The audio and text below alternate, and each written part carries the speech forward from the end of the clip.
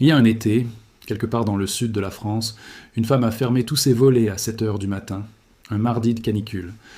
Pas pour dormir plus longtemps, pas pour se protéger du bruit. Elle l'a fait parce que sa grand-mère lui avait appris un geste que presque plus personne ne fait aujourd'hui, dans le bon ordre, au bon moment, avant que la chaleur n'entre.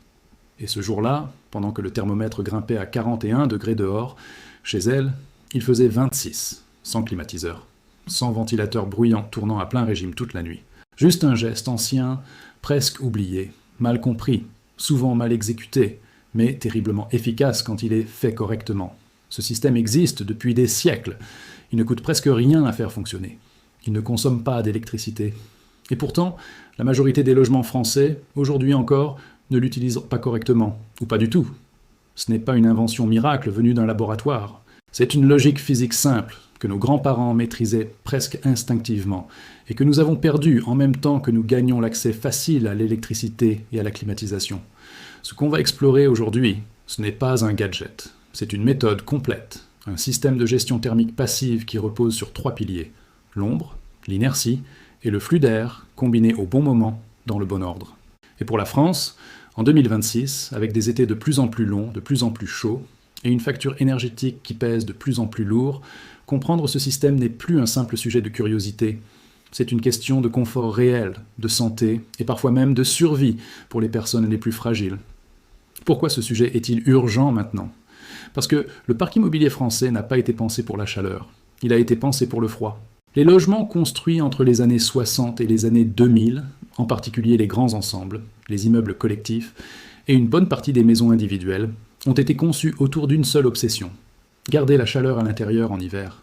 L'isolation, quand elle existe, a souvent été pensée pour retenir la chaleur, pas pour s'en protéger.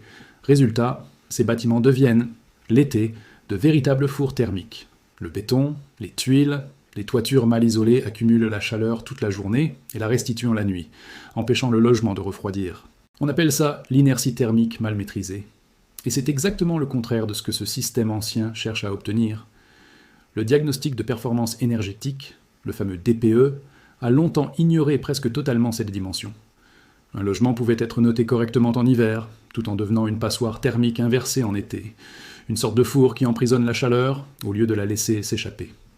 Les appartements sous les toits, si nombreux dans les grandes villes françaises, sont les premières victimes de ce phénomène. Et les personnes qui y vivent le savent bien. Ces nuits où il fait encore 30 degrés à minuit, où dormir devient presque impossible, où l'air semble coller au plafond. Alors d'où vient ce système oublié ? Il ne vient pas d'un pays exotique inventé pour les besoins d'une vidéo.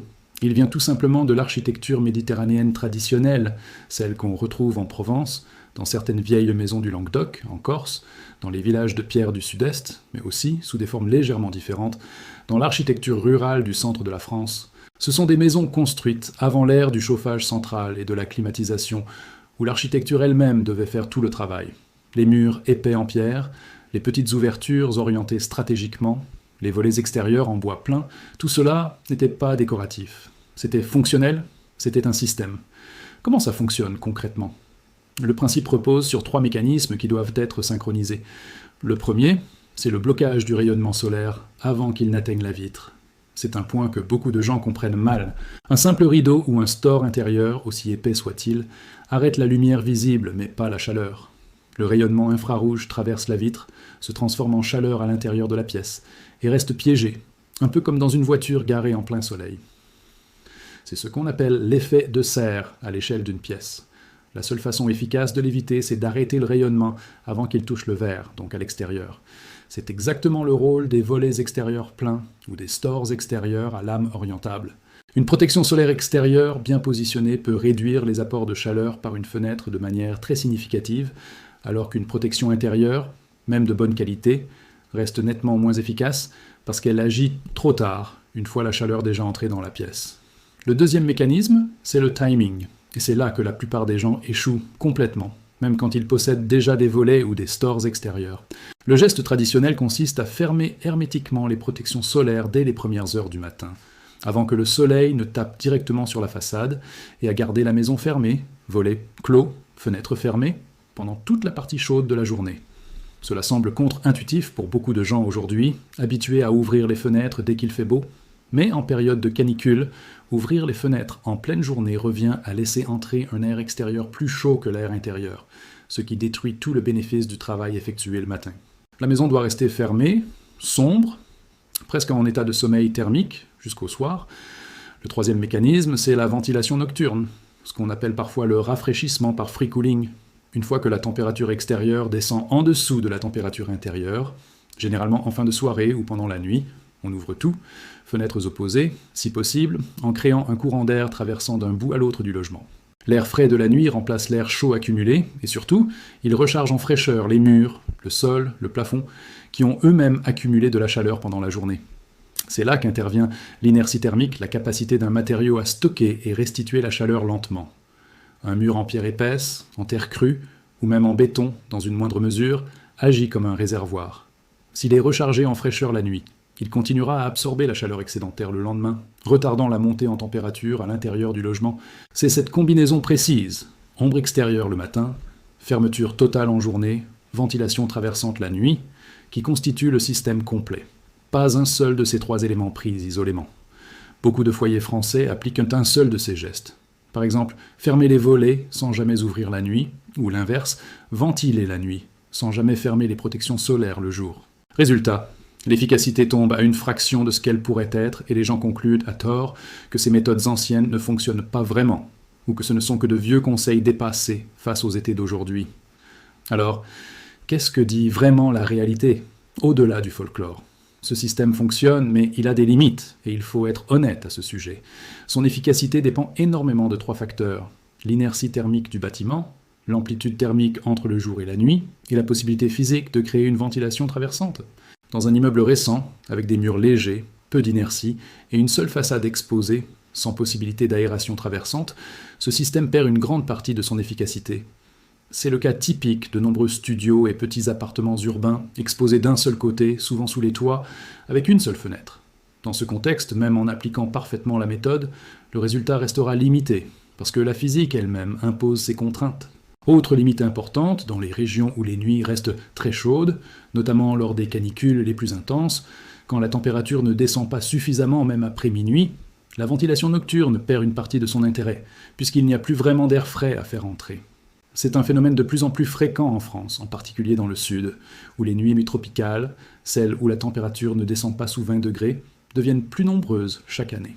Dans ces conditions extrêmes, ce système ancien, aussi bien exécuté soit-il, ne suffira pas à lui seul à garantir un confort complet. Il faut le dire clairement, sans exagérer ses capacités. Pourquoi ce système a-t-il presque disparu, alors qu'il fonctionnait si bien pendant des siècles ? La réponse est en partie culturelle, en partie liée à l'urbanisme moderne. À partir des années 60, la France a massivement construit des logements standardisés, souvent sans réelle réflexion bioclimatique, pensés pour être rapides et économiques à construire, pas pour être adaptés au climat local. Les grandes baies vitrées sans protection extérieure efficace sont devenues un argument esthétique et commercial. La lumière, l'ouverture visuelle, la modernité, au détriment de la performance thermique estivale. En parallèle, la climatisation est devenue plus accessible, plus abordable, présentée comme une solution simple et immédiate, alors que les gestes passifs demandent de la discipline, de la régularité et une compréhension du fonctionnement du bâtiment. Il est plus facile d'appuyer sur un bouton que de synchroniser ses horloges internes avec le rythme du soleil. Il y a aussi un effet générationnel. Les personnes qui avaient grandi dans des maisons anciennes, en pierre, avec des volets pleins et l'habitude de fermer la maison en journée, ont transmis ce savoir de moins en moins, à mesure que les nouvelles générations vivaient dans des appartements modernes, où ces réflexes n'avaient plus le même sens, ou n'étaient tout simplement plus possibles, à cause de l'architecture du bâtiment. Et maintenant, la question centrale, qu'est-ce que cela signifie concrètement pour vous, aujourd'hui, en France ? D'abord, il faut évaluer honnêtement votre logement. Si vous vivez dans une maison ancienne, avec des murs épais, des volets extérieurs fonctionnels et une possibilité de ventilation traversante, ce système peut transformer radicalement votre confort d'été, souvent sans aucun investissement, juste en changeant vos habitudes. Fermez tout dès le matin, dès que le soleil commence à taper, gardez fermé toute la journée et ouvrez largement la nuit, en créant un courant d'air d'un bout à l'autre du logement. Si vous vivez dans un appartement plus moderne, avec une seule exposition, sans volets extérieurs efficaces, ou avec des protections solaires uniquement intérieures, la méthode reste utile, mais son impact sera plus limité.